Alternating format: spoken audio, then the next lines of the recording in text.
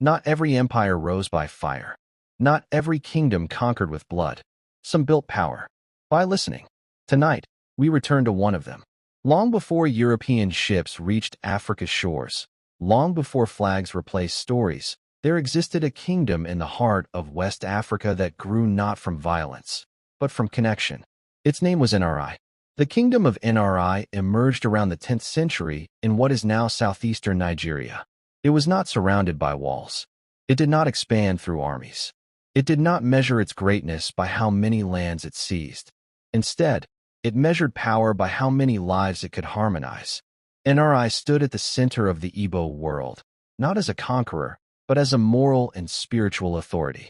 Its influence spread not through fear, but through reverence. People came to Nri not because they were forced, but because they trusted it. Nri's power did not move on horseback. It moved on foot, quietly. Priests and emissaries traveled from village to village, carrying rituals of purification, peace, and order. They did not demand submission. They offered reconciliation. If a community was torn by conflict, Nri did not send soldiers. It sent healing. If a leader ruled unjustly, Nri did not invade. It withdrew recognition. And in a world where legitimacy mattered more than weapons, that was powerful.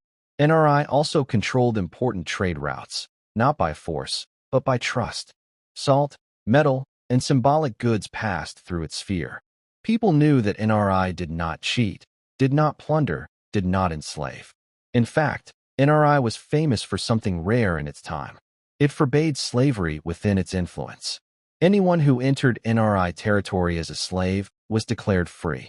That alone made Nri dangerous to violent empires and sacred to the vulnerable. At the heart of Nri was not a throne of iron, but a stool of meaning. The Ease Nri was not a warlord. He was a ritual king. His authority came from tradition, from spiritual responsibility, from the duty to keep the land morally clean. Laws in Nri were not enforced with prisons. They were enforced with conscience. To violate the sacred order was not just a crime. It was a spiritual imbalance. Nri believed the land itself listened. And so governance became an act of care, not control. Art, ceremony, language, and myth were not entertainment. They were infrastructure. They held society together more firmly than walls ever could. Decline and erasure. When colonial powers arrived, they did not understand Nri. They searched for generals. They found priests. They searched for fortresses. They found shrines. And so they dismissed it. British administrators wrote Nri off as weak because it did not look like European power. But quiet systems are often invisible to loud eyes. Colonial rule dismantled Nri's authority. Its networks were ignored. Its moral jurisdiction was replaced with courts and taxes and force. The kingdom did not fall in battle. It faded, not because it failed, but because the world changed its language of power. Brain philosophical closing, quiet strength. Nri teaches us something rare. That strength does not always roar. Sometimes it breathes. Sometimes it waits. Sometimes it heals instead of conquers. True power is not how many people you can defeat. It is how many you can bring back from the edge. It is not how far your armies march. It is how deeply your values live. Nri ruled without ruling, led without forcing. And in doing so, it revealed a truth we are still learning.